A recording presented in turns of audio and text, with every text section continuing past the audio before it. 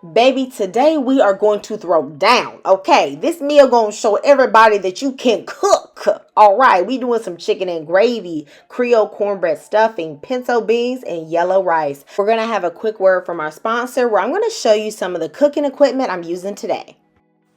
Hey y'all, today's video is sponsored by Temu.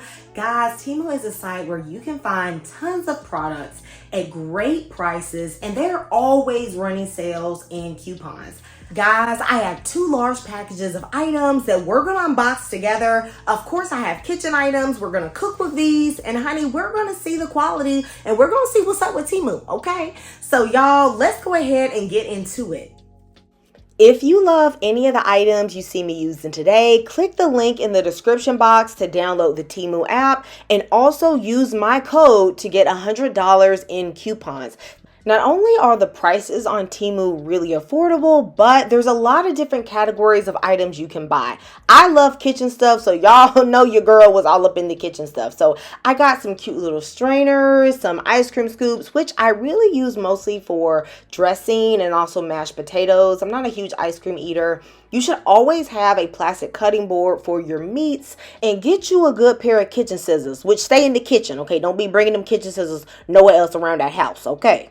I also picked up this cute little non-stick pot, which is perfect for like rices, gravies, beans, things like that. And if you don't know, sister, let me tell you, you need to be using rubber or wooden utensils with your non-stick cookware. Stop using that metal with your non-stick cookware. You are scraping up the bottom, okay? Now, the 2 items I got that weren't for the kitchen were this little laundry bag as well as this laundry detergent clip. And this is everything that I got laid out. Everything was really good quality. And so I'm going to show you all how I used it. Of course, I washed everything up, baby. You got to wash stuff before you use it.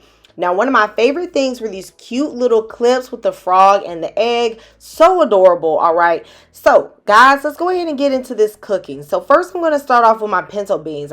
I'm adding 1 cup of dried pinto beans to this cute little strainer bowl from Temu, and I'm going to pick out all of the broken beans. Y'all, you got to pick through your beans, okay? Once I get rid of all of them, I am going to rinse my beans. I don't know who started this, foolery that you can just use beans from the bag. Baby, they have dirt on them, all this type of stuff. You really need to rinse them well, and using this strainer bowl made it really easy because I could just wash the beans in the bottom and then just pour out all the water on the side. Once they're nice and clean, I'm going to put them in my pressure cooker. If you do not have a pressure cooker, baby, I don't know what you are doing, okay? I don't want to sit here all day on the stove or in a slow cooker letting the beans cook. I'm going to cover them up with about 1.5 inches of water, put in a pinch of salt, and then I'm going to pressure cook them for 40 minutes on max. Then I'm going to allow them to completely natural pressure release. Mind you, I didn't soak these at all, and I'm still going to get great results. In my little pot from Temu, I'm going to add some bacon, and I'm going to saute this until they're browned, and then I'm throwing in some butter. Okay, y'all know I'm from the South. Butter over everything. Amen. Okay. Then I am going to put in a little bit of onion as well as some bell pepper and saute this for about 2 minutes until it starts to caramelize. This was my first time actually using a garlic press, and now I can see why people love these, because it just makes the garlic super fragrant and it takes way less time than mincing it. So I'm going to add in 2 cloves of garlic. I'm going to saute that for 30 seconds. At this point, my beans are done. I know the beans are done when I can easily crush a bean between 2 fingers, but baby, this was popping hot, okay? I got kitchen calluses, so I can put up with it, but y'all use a spoon, okay, and just crush it like that. I'm going to put the beans and the liquid into the pot. That bean liquid has a ton of flavor, all right? And then I'm going to season this up really simply. I'm using a little bit of Sazon Tropical, a bit of Sazon, and a bit of pepper, as well as a touch of low sodium chicken bouillon. Remember, we added salt when we cooked the beans, so you don't really need to get crazy with salt or any seasonings that have salt. I'm going to cover this and let this simmer on the lowest heat for about 30 to 45 minutes. The beans are not going to be mushy. The flavor is just going to get really infused into them. This is my favorite way to make pinto beans. Let me know if you're going to try this recipe.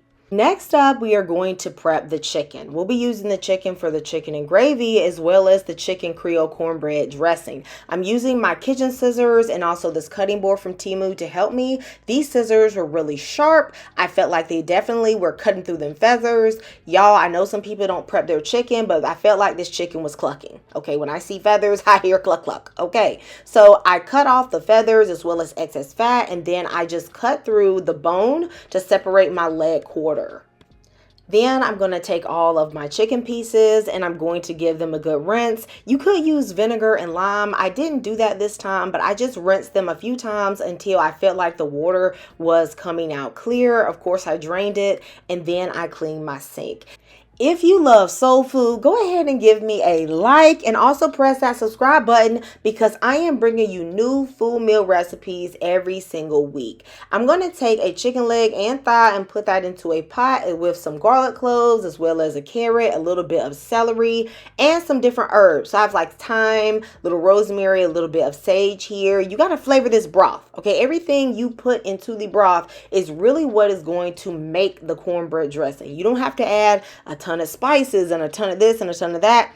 Baby, you have a good broth and folks will be begging for your cornbread dressing. So I'm going to cover this up with water and I'm going to allow this to simmer with a little bit of chicken seasoning, poultry seasoning, pepper to flavor up that broth. I'm going to let this simmer for about 45 minutes covered on low.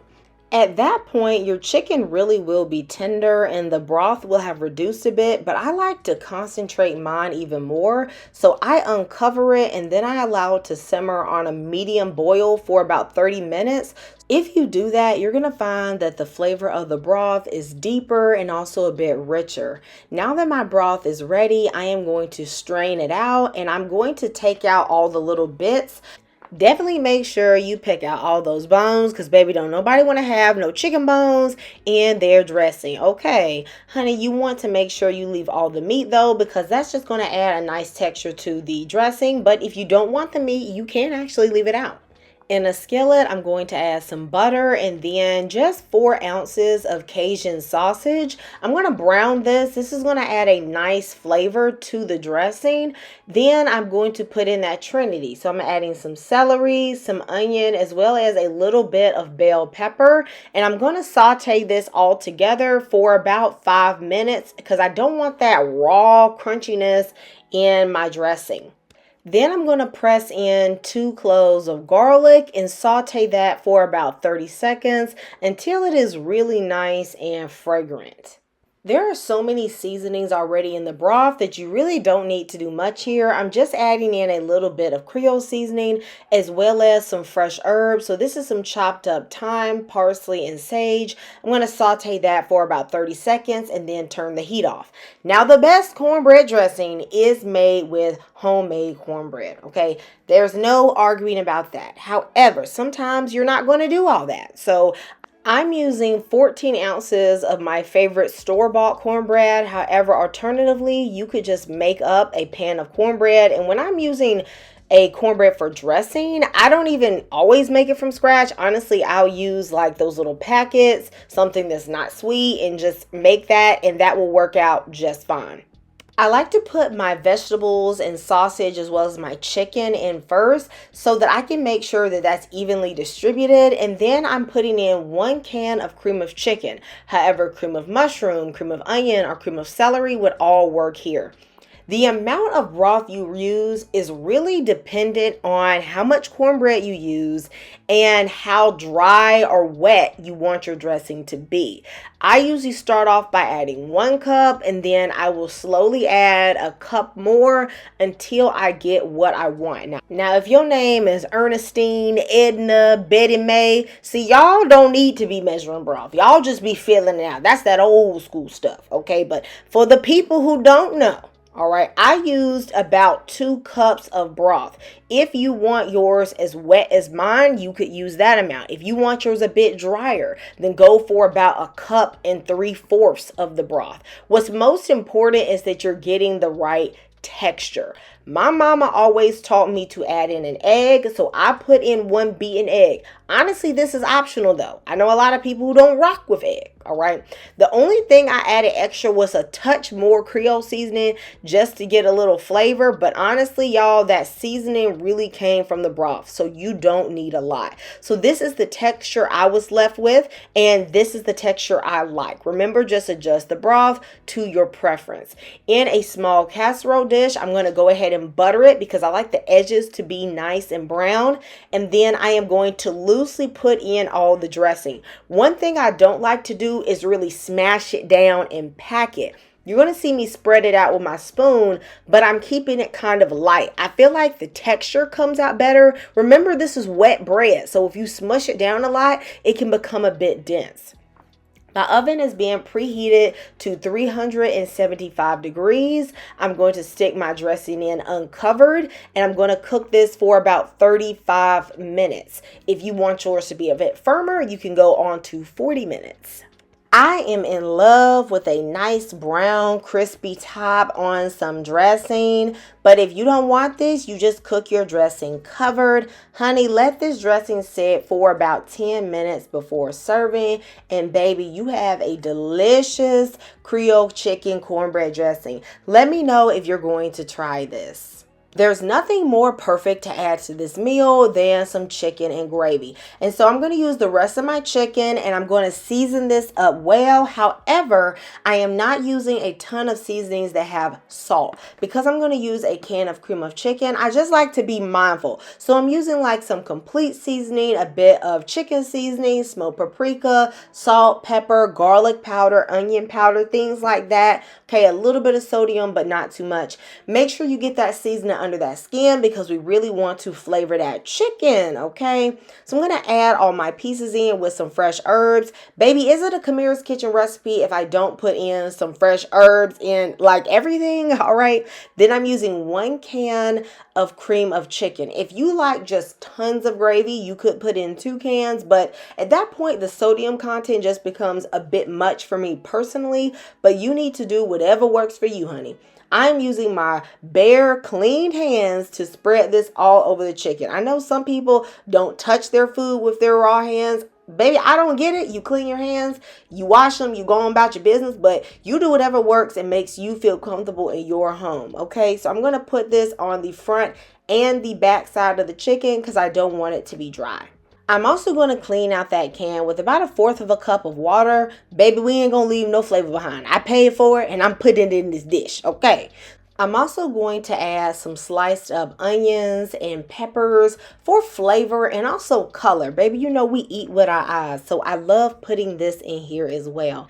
I have preheated the oven to 375 degrees and I'm going to cook the chicken covered for 40 minutes. By cooking it covered initially, you are going to make the chicken spring out a lot of juices, and that's what really is going to help you develop a nice gravy. So after 40 minutes, I'm going to open it and I'm going to take off the foil. I'm also going to add a little bit of paprika. This is going to give it a nice color, and I'm going to just baste the chicken just to make sure the top is covered, and I'm going to cook this uncovered for 45 minutes to an hour. Now remember, the chicken is well cooked even after having covered it for 40 minutes, but what you want to do is get a really good color on it, and you want the skin to become nice, and that's going to impact the flavor. So you do it until the chicken gets brown to your liking. Since we're using skin on dark meat, you don't run a risk of drying out the chicken. If you're using chicken breast, then you definitely need to be mindful of the cook time. Now, this is what I had after I cooked it. Baby, this chicken and gravy was so good. Are you going to make this? Next up is some yellow rice. I love me some easy yellow rice. It adds a really nice flavor and color to your plate. So I'm going to add some butter, a little pepper, and onion. I'm going to saute this for about 3 minutes with a clove of crushed garlic. Once that garlic is nice and fragrant, baby, we got to make it yellow, right? So I'm going to add a bit of turmeric, a little bit of complete seasoning, and a cup of washed jasmine rice. I'm going to cook the rice just until some of the water burns off so that I can toast it a bit in that butter. Then I'm going to put in about a half a teaspoon of Sazon. That's going to enhance the color, and a bit of chicken bouillon, and you can use salt and pepper to your own taste. Then I'm adding 2 cups of water. This water is already warm. I like to heat it up in my kettle just to speed along the cooking process, and a bay leaf. I'm going to cover this and I'm going to let it come to a simmer. Once it comes to a simmer, I'm going to cut the heat all the way to the lowest setting and let it cook for 20 minutes. My preferred way to fluff up rice is with chopsticks. I think it makes sure that none of the rice really clumps together. This is miles better than the yellow rice you buy in the box in the store. It has so much flavor and it's so easy. Are you guys going to try this recipe? Because honey, I love it.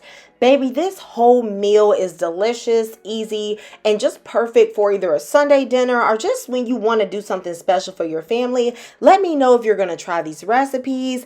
Thank you for following me. Goodbye and God bless.